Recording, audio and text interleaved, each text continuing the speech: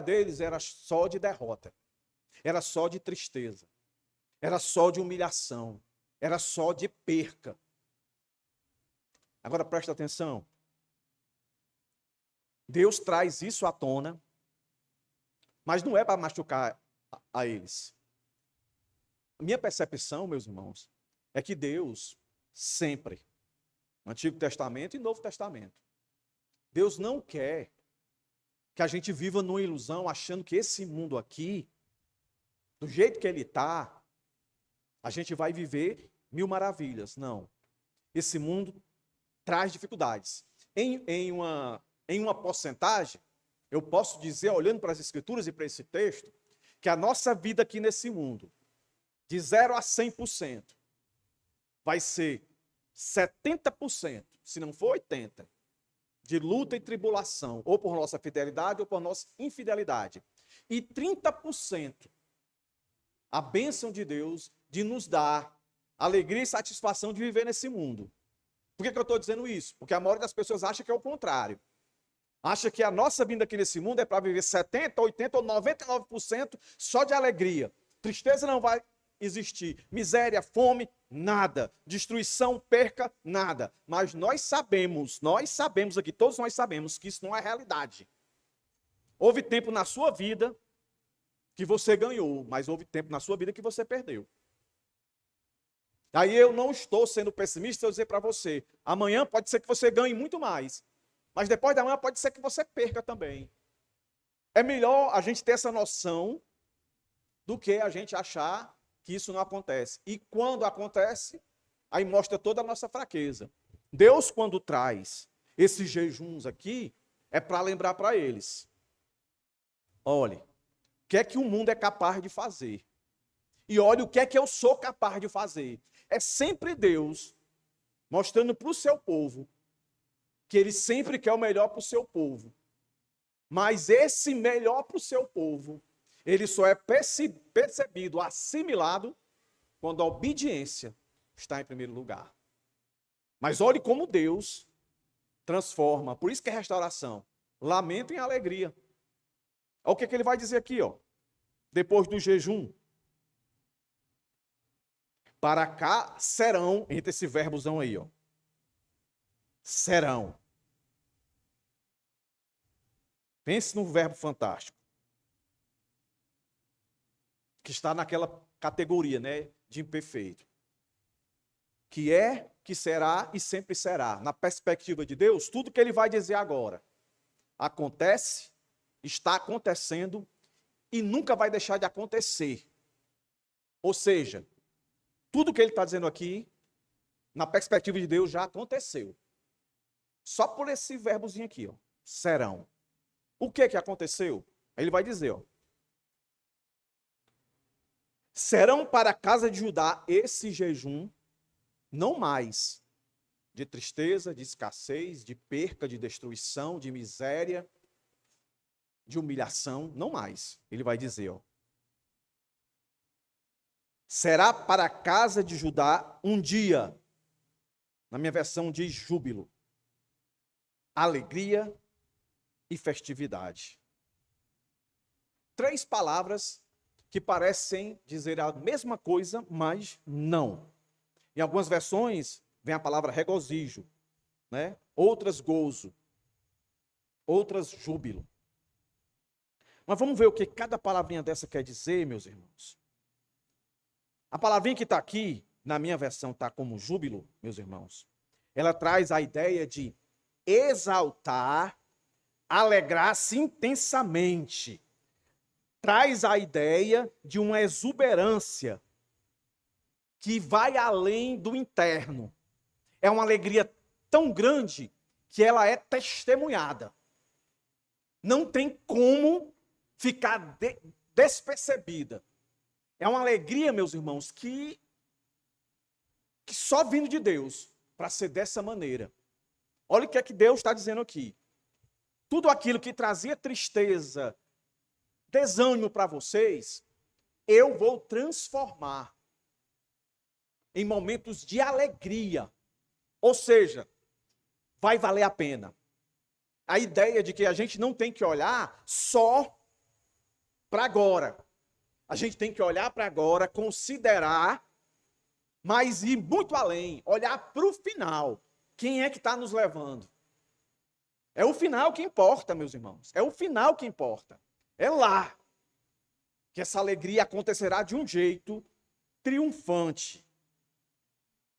Então, só relembrando, os jejuns existiam porque a aliança havia sido quebrada e Jerusalém sofrera com o juízo de Deus. Agora Deus restaura o seu povo e o resultado é inevitável. É uma alegria contagiante, profunda, pública, comunitária e espiritual. A alegria do povo, meus irmãos, seria testemunho. Lembre do que vem depois, nos versos seguintes. Essa alegria será um testemunho, meus irmãos, visível do Deus que restaura, de fato, um povo tão desanimado. E aí vem a segunda palavra, alegria. A palavra alegria, meus irmãos, ela traz a ideia de satisfação, de prazer, mas uma satisfação e um prazer contínuo. Não de um momento só, não por um momento só.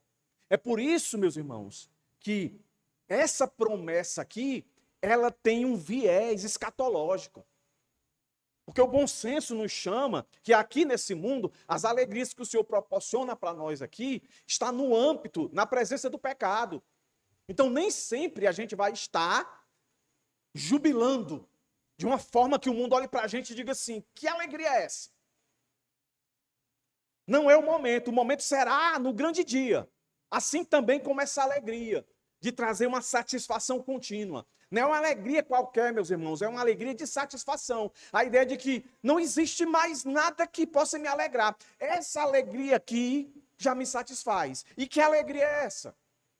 Está muito ligada ao clímax dessa passagem que eu falei no começo. A presença de Deus. Enquanto a primeira palavra traz uma exultação intensa, essa daqui enfatiza o estado contínuo de alegria e bem-estar. E aí, meus irmãos, essa alegria bíblica não depende, essa alegria aqui, não depende apenas das circunstâncias externas, mas da presença e do favor de Deus. E aí vem a última palavra, festividades. Ela dá a ideia, meus irmãos, de boas festas, festas alegres. Também dá uma ideia de um tempo determinado, que ela vai acontecer e vai se perpetuar. Por isso que eu repito, que essas promessas, elas dão uma ideia de apontando para o futuro escatológico, que é quando o Senhor reinará aqui por completo. Você consegue imaginar como será esse dia? Onde de fato estaremos na presença de Cristo e o pecado não estará mais lá? Aí pense por um instante, se não será um júbilo, uma alegria e uma festividade que nunca na história da humanidade foi percebida e sentida. É o que aguarda aqueles que confiam e esperam na restauração do Senhor. Aí veja bem, o Senhor requereu deles uma liturgia, um culto. Mas Deus sempre deixou claro que o culto era um meio, não um fim. O foco não é o entretenimento religioso, o ativismo, mas a celebração da restauração do Senhor.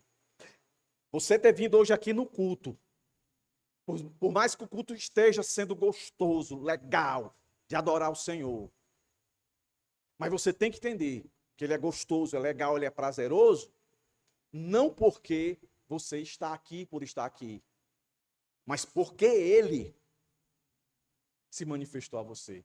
Porque ele está aqui. Um culto sem Deus não é culto. Um culto sem ação restauradora de Deus não é culto, meus irmãos. O máximo que chega é uma emoção, que muitas vezes a pessoa chora, se alegra, até salta. Mas esse aqui não. Esse aqui é algo que desperta no crente caído o fervor Desperta no crente temeroso a coragem. Desperta no crente sem esperança, esperança. É um culto que vai além das paredes, do som. Vai de encontro ao seu coração. É de dentro para fora. A alegria, o júbilo e a festividade. Mas o Senhor, atrelado ao que ele faz, ele chama o homem à responsabilidade, como ele já tinha chamado antes. Olha o que ele vai dizer no finalzinho. Portanto, responsabilidade do homem. Eu restauro, mas você tem que se movimentar. E Deus vai dizer aonde. Olha o que ele diz. Portanto, amem a verdade e a paz. Aqui é um imperativo, que revela um mandamento contínuo. Não é amar de vez em quando, é estar amando. É amando. Continue amando. E o objetivo desse amor não é o seu sentimento abstrato. Ele deixa bem claro. A verdade e a paz. A verdade, no contexto aqui, é o contexto de aliança. Então a verdade aqui significa, meus irmãos, obediência, integridade diante de Deus, daquilo que Deus requereu, e diante do próximo. Ou seja, a terceira palavra, paz, é o sentido de que você seja um instrumento de paz para o seu próximo. Não de opressão, não de engano, como vinha acontecendo com eles. Chegavam no templo, sacrificavam ao Senhor, mas faziam para eles mesmos, e cheio de ganância, ao ponto de reprisarem, ipsiliter, tudo que o mundo da sua época fazia. A lei do mais forte, a lei do mais sábio. O sábio tirava vantagem do ignorante, o forte do fraco. Isso não é paz, isso é guerra. Aí Deus está dizendo, eu restauro vocês. Mas para que vocês vivam essa restauração por completo, amem a verdade, os meus decretos, o compromisso que eu fiz com vocês, que vocês fizeram comigo, como meu povo. Amem a mim, em primeiro lugar. Coloque as minhas verdades em primeiro lugar. As minhas verdades acima de qualquer outra verdade. E a minha verdade vai dizer para você, ame o próximo. Até o seu inimigo. Ame. Como é que a gente ama o inimigo? É não respondendo a ele. Na mesma medida. Ou até pior da qual ele quer fazer comigo. A Bíblia diz, se for possível ter paz com todos, tenha. Quando não é possível? É quando a sua vida é ameaçada. Seu inimigo quer tirar a sua vida, está armado, então você se defenda. Se tomar arma, mate o miserável. Mas antes a vida dele do que a sua. Mas aqui a gente não vive todo dia sendo assaltado. Os nossos inimigos às vezes são invisíveis, que a gente não percebe a necessidade dele. Ora, se a gente nem percebe dos nossos amigos, que é para ser amigos dentro da igreja, por isso lá em Tessalonicenses, Paulo vai dizer, né? Aqueles que não são sensíveis à família da fé, negou a fé, pior do que o incrédulo. Então o Senhor fala de paz aqui, é a paz espiritual, social, política e escatológica. Então escute, a restauração prometida por Deus produziria uma comunidade reconciliada com Ele. O par, verdade e paz, revela que não existe verdadeira paz sem fidelidade moral. Então, para refletir, irmãos, veja se não é isso, ó. Muitas vezes nós queremos que Deus remova a nossa dor, aquilo que tem nos entristecido, nos angustiado, tirado a nossa esperança, a nossa paz. A gente quer que Deus faça isso, remova. Mas não desejamos que Ele transforme o nosso caráter. A nossa oração sempre é assim, Senhor, tira isso. Ela não é totalmente errada. Ela passa a ser errada quando a gente só ora assim. Senhor, me liberta disso. Senhor, quando a gente também deveria orar muitas vezes, Senhor, me capacita a lidar com isso. Me amadurece em relação a isso. Normalmente a nossa oração não é assim, né? É só pede livramento. Essa segunda, da qual eu estou propondo, e a Bíblia propõe, é mudança no nosso caráter. É uma renovação daquilo que foi perdido por nossa imaturidade. O Senhor não restaura apenas emoções, restaura a vida inteira. Ele não é só um Deus de circunstâncias, irmãos. É um Deus também que age naquele que pede, para que ele haja nas circunstâncias. Percebeu? Senhor, tira isso de mim. A gente diz, Senhor, tu é poderoso. Ora, tu abriu o mar. Ora, Deus, tu fez o mundo assim, de uma forma sobrenatural. Trouxe tudo à existência só com a palavra. E tá tudo certo, é isso aí. Mas a gente perde essa percepção que ele é Deus tão poderoso também para mudar. E nos fazer, de alguma maneira, meus irmãos, mesmo que tudo esteja dando errado, suportar aquilo e ver bênção, ver glória naquilo. A dor é o melhor instrumento para nós medirmos, meus irmãos, o nível do nosso caráter, a nossa espiritualidade, a nossa maturidade é a dor. Então, meus irmãos, Deus pode transformar tempos de disciplina em testemunho de graça. Olha Davi, olha o pecado de Davi, escabroso, adulterou, planejou tudo para matar o marido da mulher. As consequências foram devastadoras no reino dele. Mas Davi experimentou o poder de restauração, ao ponto de Deus chamá-lo de homem segundo o coração. Por quê? Porque Davi não olhou só para as circunstâncias. Davi olhou para o Deus que podia o fazê-lo suportar, porque a vida de Davi depois da queda não foi fácil. Os seus filhos se levantaram contra ele. Filho tomando a irmã como mulher. E toda a vergonha que Davi sofreu. Por que Davi suportou tudo isso? Porque Davi acreditava na restauração de Deus, não só nas circunstâncias. Porque às vezes, meus irmãos, não é da vontade de Deus. Às vezes está acontecendo alguma coisa com você que Deus está dizendo, você está orando errado. Eu não quero mudar circunstância nenhuma, vai ficar desse jeito aí. O que eu quero mudar é você. E a gente fica orando, Senhor, me livra disso, Senhor, me livra disso, me livra disso. Me livra... A semelhança de Paulo. Senhor, esse espinho na carne. Essa circunstância está me adoecendo, eu não aguento, eu não aguento, eu não aguento. Tira de mim, tira de mim. Aí Deus olha para ele e diz o quê? Paulo, a minha graça te basta. Paulo entendeu. E ele diz lá, então eu quero ser fraco, porque eu sei, na minha fraqueza, eu tenho sobre mim a manifestação do teu poder. Não é que ele esteja pedindo para ser fraco, é porque ele entendeu que o alvo de Deus, meus irmãos, é sempre o seu povo.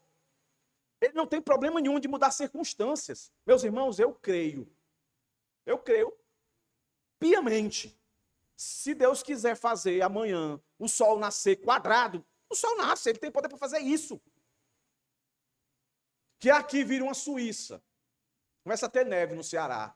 Eu não tenho problema nenhum de acreditar nisso. Se Deus quiser, ele faz. Mas uma coisa eu deveria ter certeza. Ele já disse. O que ele quer é o nosso coração. O que ele quer é mudar. Dentro desse mundo caído, para mostrar para esse mundo caído que tem solução para os caídos. Então a restauração verdadeira produz amor pela verdade e pela paz. Não a paz de circunstância, meus irmãos. A paz com Deus. Eu não sei se você já deve ter vivido, porque a gente vive no mesmo mundo, meus irmãos. E eu quero pressupor que a minha igreja Bíblica Monte Sião, ela é amadurecida, uns mais, outros menos. Mas você já deve ter tido a experiência de que o negócio não está legal para você. O negócio não está legal, mas você sente uma paz. E não é porque você está doido, entendeu? Não é porque você está fora de si. Não é porque te deram um chá de qualquer coisa, não. Você deve estar entendendo o que eu estou dizendo. Você sente uma paz e você fica perguntando, rapaz, em outras circunstâncias eu estava desesperado. É Deus. É Deus te mostrando que não importa as circunstâncias. Não importa. ele transforma. Olha o primeiro verso do nosso texto aqui, ou o segundo, 18, 19.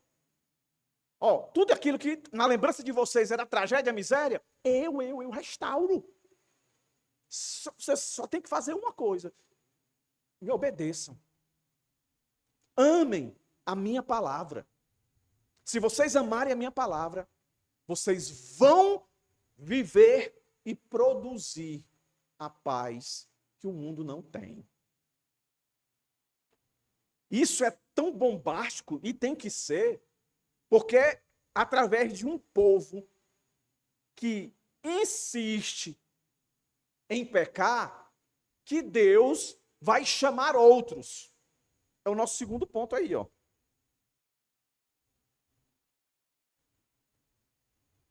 A esperança das nações, a esperança do mundo, meus irmãos, está num povo que é obstinado em pecar, mas que Deus, quando fez a aliança lá com Abraão, de ti serão benditas todas as famílias da terra que eu chamar. É através desses pecadores que Deus age, como nós estamos vendo aqui na providência de Deus. Deus vai lá no coração e muda. Não tem jeito. Por mais obstinado que seja um crente, tem data final para a obstinação dele cair. É quando Deus de fato chega e faz. E ele faz. Eu não sei quanto tempo pode durar, mas ele faz. Porque eu parto do princípio, aquele que Deus salvou, ele jamais. Nós vimos isso hoje na EBD.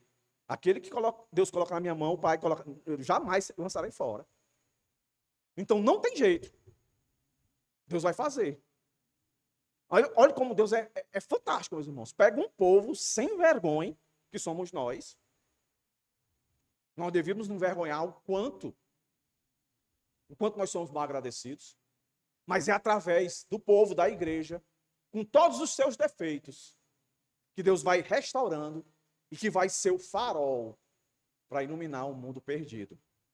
Olha aí, o impacto daqueles que têm, meus irmãos, o júbilo, a alegria e as festividades em obediência ao amar a verdade e a paz. Assim diz o Senhor, o que é que vai acontecer? Olha aí, irmãos. A esperança das nações, o verso 20 e 22. Assim diz o Senhor dos Exércitos, ainda virão, olha aí, irmãos, povos e moradores de muitas cidades, e os moradores de uma cidade irão a outra, dizendo, vamos depressa suplicar o favor do Senhor e buscar o Senhor dos Exércitos. Eu também irei. Muitos povos, nações poderosas, virão a Jerusalém buscar o Senhor dos Exércitos e suplicar o favor do Senhor. Todos esses verbos aí estão dentro daquela categoria. Virão, irão, buscarão. De que já aconteceu. Na perspectiva de Deus, já aconteceu. Entendeu? Fala para o futuro, mas a categoria desses verbos aqui é a ideia de que já aconteceu. E ponto. Melhor entendimento? Que certamente vai acontecer. Ponto. Vai acontecer o quê? Olha aí, irmãos. Esse é um movimento contínuo da revelação de Deus através de um povo pecaminoso, mas que se arrepende e Deus restaura. O povo que mais desobedeceu, a igreja que mais desobedece a Deus, é através dela que outros virão. E virão. Todos esses verbos aqui dão esse movimento contínuo de futuro certo. E virão. E virão entusiasmados. O texto usa a expressão, vamos depressa. Vamos depressa. Olha aí, irmãos. E o que é que vem antes disso? Ele vai dizendo assim, ó, os moradores de uma cidade irão uma a outra. Fazer o quê? Eles vão testemunhar que eles viram um povo jubiloso, alegre e festivo, que amam a verdade e que tem uma paz que eles nunca conquistaram com todos os governos que vieram sobre eles. Que eles nunca conquistaram paz, estabilidade e conforto com toda a prosperidade que eles tinham porque o texto vai continuar e vai dizer que nações poderosas. Então, era poderosas em rica, em poder, de segurança, de estabilidade em todos os sentidos. Mas o texto está dizendo, ó, que eles vão de uma cidade a outra e vão dizendo, vamos depressa fazer o quê? Suplicar o favor do Senhor. E não só suplicar, e buscar o Senhor dos exércitos.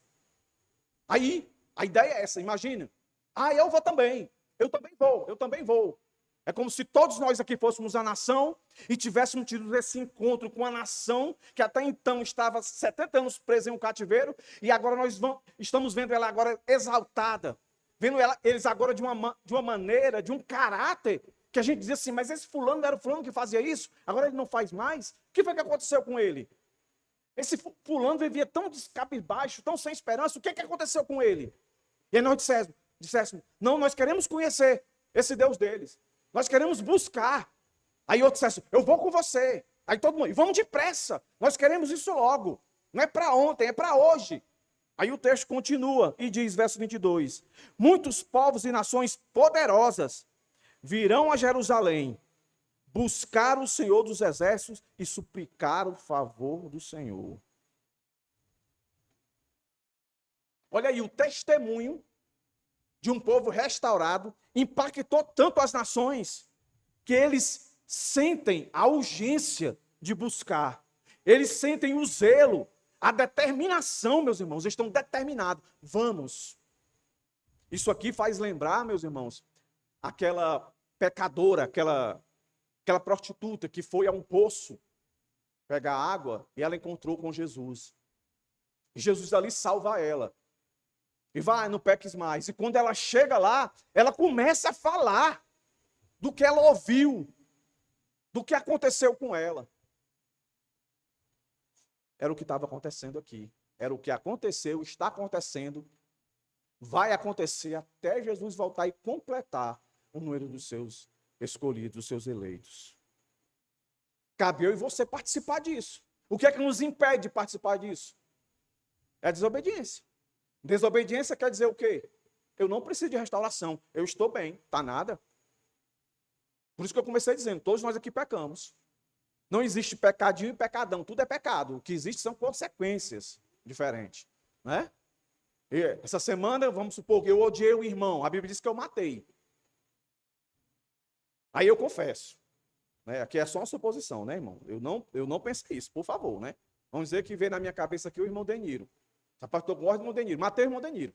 Mas eu não pensei isso do irmão, viu, irmão Deniro? Não pensei.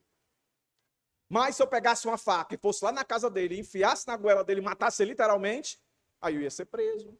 Por aí vai, né? Mas todos nós aqui pecamos. Então a gente precisa de restauração. Deus vai agir por meio da restauração. Ponto.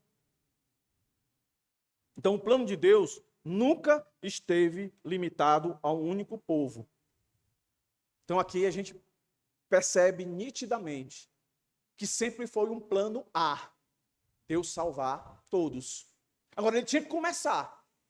Ele começou por um povo. Mas esse povo era o instrumento de Deus de fazer missões. Começou com Abraão e veio. Está vendo? Sempre foi o plano do Senhor salvar todos. Sem fazer acepções de pessoas. Então, quem encontra graça de Deus, deseja levar a outros, meus irmãos. A outros. João 4:29. Vinde e vede um homem que me disse tudo quanto tenho feito. É a mulher samaritana. Deus continua atraindo para si. Em João 12:32 diz assim, e eu, quando for levantado da terra, atrairei todos a mim mesmo. Aqui nós não defendemos a chamada irresistível do Senhor. Quando Deus chama, não tem esse que diga assim, não vou agora não. Quando Deus chama, acabou, a palavra dele tem poder, não é a minha nem a sua não. E quando eu falo nisso, eu só me lembro de Levi, o Mateus, né? Cobrador de impostos. Que a Bíblia diz lá como foi a conversão dele, está trabalhando. E Deus passa, olha, segue-me. Ele larga tudo e vai-se embora. Que poder é esse? É o poder de Jesus, meus irmãos. Não é a pregação do homem em si, mas é a pregação da verdade com a ação do poder de Deus. Que pode ser para salvar e pode ser para condenar. Mas às vezes a gente se ilude achando que é por uma boa oratória. Tudo isso tem que ter, né? A gente precisa ter uma boa oratória, saber explicar o texto. Tudo isso tem que ter. Mas não é isso que garante que as pessoas que ouvirão serão salvas. O que garante é Deus querer. Entendeu? E quando Deus quer, Deus usa. Pecadores está aí, é esse povo aí. Que não é diferente da gente. E Deus restaura a um ponto que as nações veem, eu quero esse Deus. Eu quero esse Deus. Eu vou correr atrás desse Deus.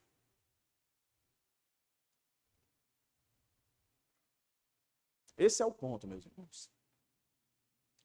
E o último ponto agora é um ponto onde eu acredito que tem uma aplicação mais prática para nós aqui. Principalmente nós da Igreja Bíblica Monte Sião. Você que está aqui hoje. Você que está aqui hoje. Levante sua mão aí. Você se considera povo de Deus? Considera? Levanta aí tua mão. Vai para o céu. É povo de Deus, vai para o céu. Beleza? Beleza. Agora vamos ler esse verso 23.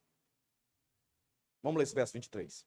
Sem eu falar nada ainda, ver se você consegue aplicar ele a você. Assim, e sempre tem um assim do Senhor. Não se esqueça, o assim é palavra de autoridade. Acontece, está acontecendo e vai acontecer. Quem está falando é o Deus Todo-Poderoso, o Senhor dos Exércitos, acima de tudo e de todos. O que é que ele diz? Naqueles dias deles, os nossos agora, amanhã, depois, no grande dia final, vai haver um grande avivamento, um definitivo, mas já está acontecendo, não se iluda. Por mais que a gente esteja vivendo um período no mundo de índice elevadíssimo de depravação em todos os sentidos, Deus ainda está atraindo. Está atraindo por meio da sua igreja, seu povo, mesmo sendo pecadores. Mas Deus age através dos pecadores arrependidos. O texto diz, 10 homens. 10 homens aqui, essa expressão, meus irmãos, dá a ideia de muitos homens. De uma quantidade. O contexto vai chamar isso de nações. Os 10 homens aqui representam as nações. Todas as nações, as mais poderosas, tudo que nós lemos aqui. Esses 10 representam isso. Ele diz, de todas as línguas das nações, sem nenhum tipo de acepção. Todos, de todos os lugares, ele diz, pegarão. Olha aí, vai aparecer essa palavra 2 vezes, esse verbo. Pegarão. Pegarão sim. Pegarão na borda da roupa de um judeu e lhe dirão.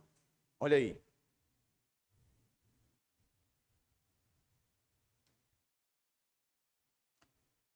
Quando a Bíblia fala de orla de um judeu, dá a ideia aqui desse apelo de se apegar, de se agarrar, de súplica. Preste bem atenção. Esses 10, essas nações, vão se agarrar às vestes. Qual é a imagem disso aí? É de que eles estão suplicando, estão buscando dependência, respeito, estão buscando favor desse povo. Não se esqueça que aqui, no tempo, era um povo que passou 70 anos no cativeiro, totalmente desconsiderado. E Deus faz as nações olhar agora com grande estima e consideração, ao ponto que ele usa essa figura de linguagem para dizer, eles se agarram com o judeu e dizem assim, eu quero ir com você, eu quero ter isso que você tem. E a ideia de pegarão, meus irmãos, não é pegar na pontinha. A imagem, quando eu estava estudando esse texto, estudando essa palavra, a imagem que veio foi de um lutador de judô. Você já viu como é uma luta de judô? Né? Quando o indivíduo vai começar a luta, aí tanto um como o outro já vai e pega aqui segura, e tem que segurar firme aqui, e o outro segura aqui, eles começam o embate ali para ver quem derruba, né? Quem dá aquele golpe lá.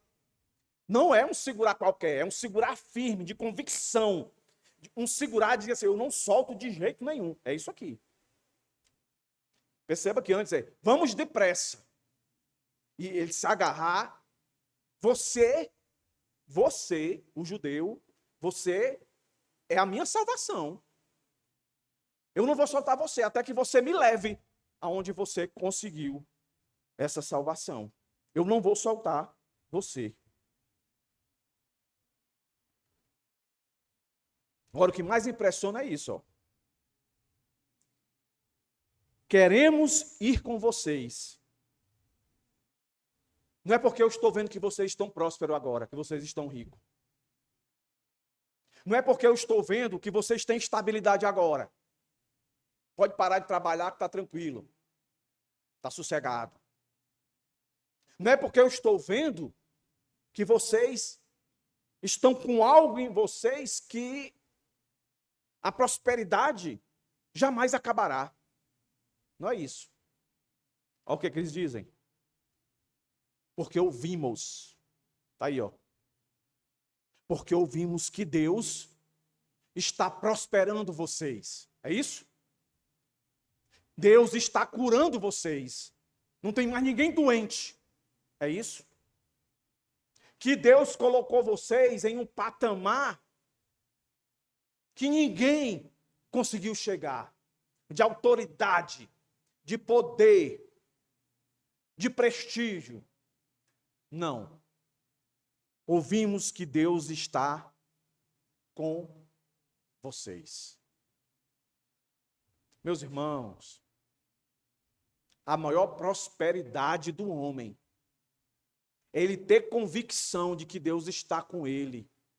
O maior testemunho para o mundo, meus irmãos, não é a prosperidade da gente material, não. É o mundo olhar para a gente, meus irmãos, e ver Deus conosco. Esse povo aqui ouviu, meus irmãos, foi um caráter transformado de um povo que vivia a semelhança dele. É tipo assim, ó, você, adolescente, você jovem, que está na faculdade.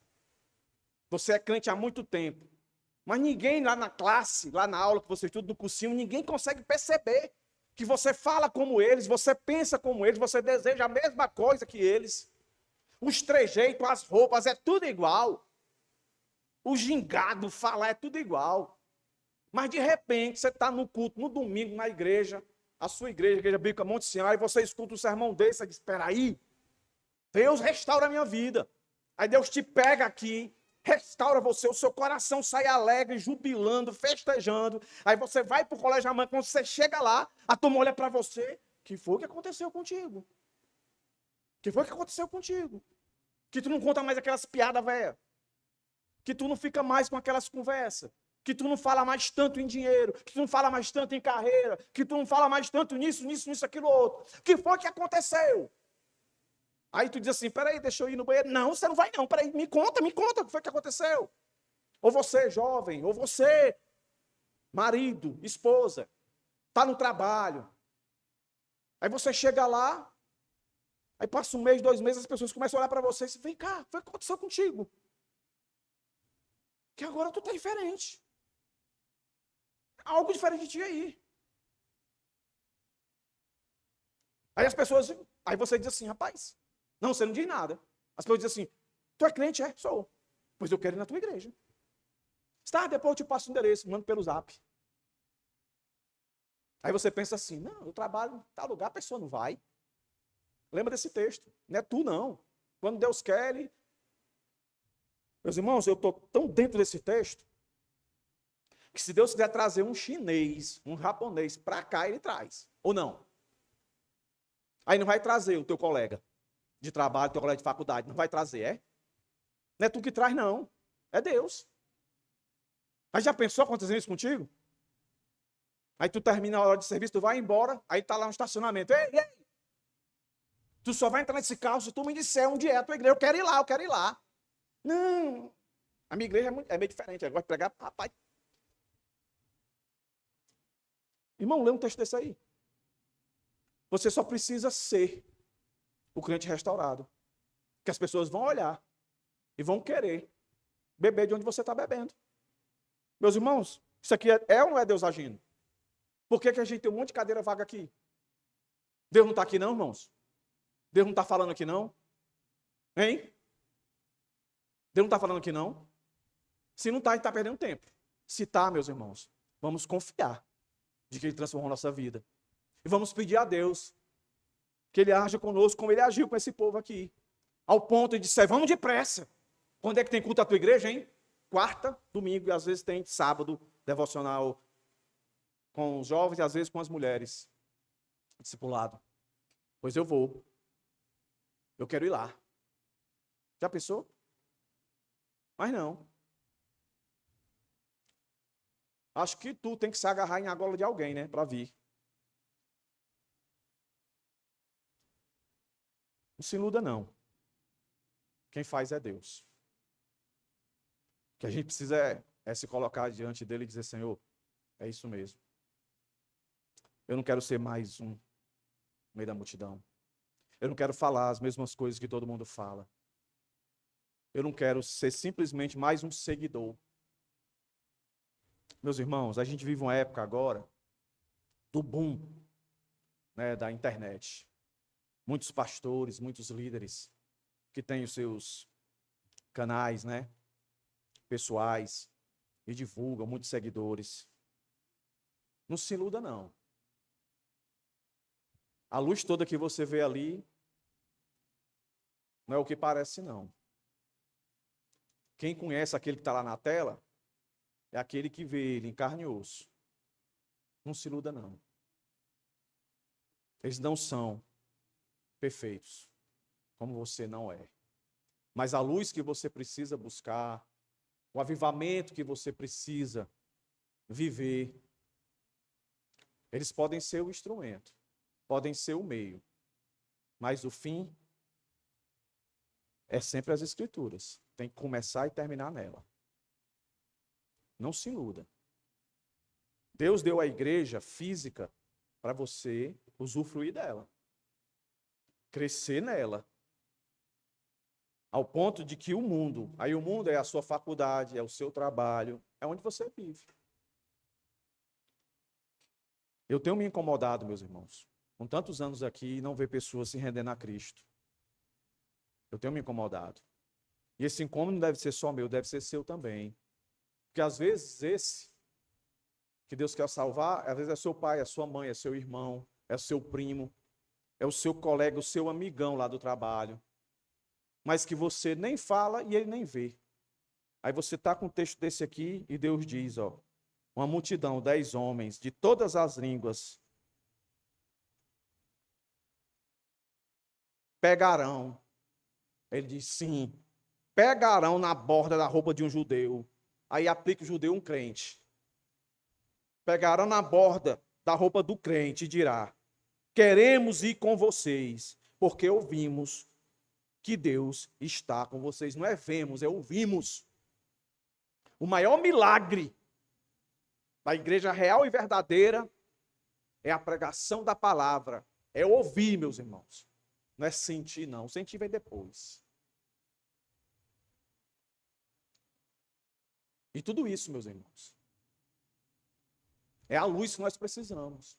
Às vezes a gente vem para a igreja para nos reunir aqui e a gente fica a semelhança a esse povo aqui. A gente vem com as lembranças das nossas lutas, das nossas percas. A gente vem desanimadão. Enquanto o que mais a gente precisa é ter a convicção, a certeza de que Deus está conosco. Olha como é que termina. Ouvimos que Deus está com vocês. A pergunta que não quer calar, meus irmãos, para você, Deus está com você? A segunda pergunta para os crentes, os membros, os frequentadores da Igreja Bíblica Monte Sião. Deus está aqui conosco?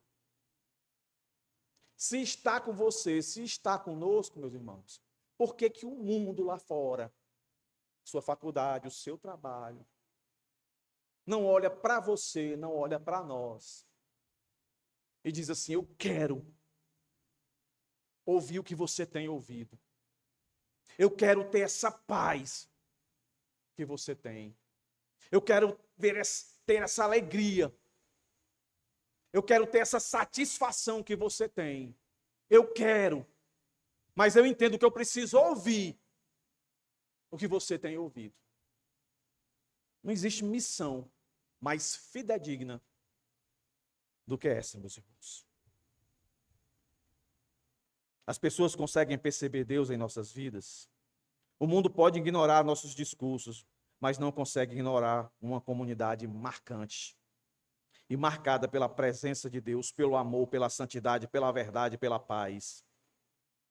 A presença de Deus, meus irmãos, é o maior testemunho da igreja. O Evangelho de João 13:35 diz assim: nisto conhecerão todos que sois meus discípulos, se tiverdes amor uns pelos outros. Deus chama seu povo para viver de modo visível diante das nações. Assim brilhe também a vossa luz diante dos homens. Mateus 5:6. Nosso testemunho tem que apontar para Deus. Conclusão: o Deus da restauração transforma lágrimas em alegria, transforma um povo restaurado em instrumento missionário e manifesta a sua presença ao mundo. O clímax, como eu disse, da passagem não é apenas a restauração de Jerusalém, mas o reconhecimento universal. Deus está com vocês, Deus está convosco. Essa profecia, meus irmãos, encontra seu cumprimento supremo em Cristo, o verdadeiro Emanuel, que se diz Deus conosco. Deus está conosco. Hoje Deus continua restaurando vidas, atraindo pecadores e revelando sua presença através da sua igreja. Então, a pergunta final, para encerrar. Fique de pé. Vamos encerrar agora. Aí, ó. Fechei. De tudo que eu falei, a pergunta final é essa. O mundo consegue perceber que Deus está conosco, meus irmãos? Senão, nós precisamos de restauração. E a minha oração final vai ser essa. Eu gostaria que fosse a sua. Que Deus nos restaure. Para que nós, no mundo que nós vivemos agora, nas nações que estão à nossa volta, seu colégio, seu cursinho, sua faculdade, seu vizinho, seu trabalho, eles possam olhar para nós e agarrar em nós e dizer: eu quero ouvir aquilo que você tem ouvido e que tem te trazido esse caráter, esse viver em paz e em verdade. Senhor, muito obrigado por essa noite. Restaura-nos, Senhor, que a Igreja Bíblica Monte Sião possa de fato ser luz para o mundo, que o mundo possa nos enxergar como tendo a Ti em nosso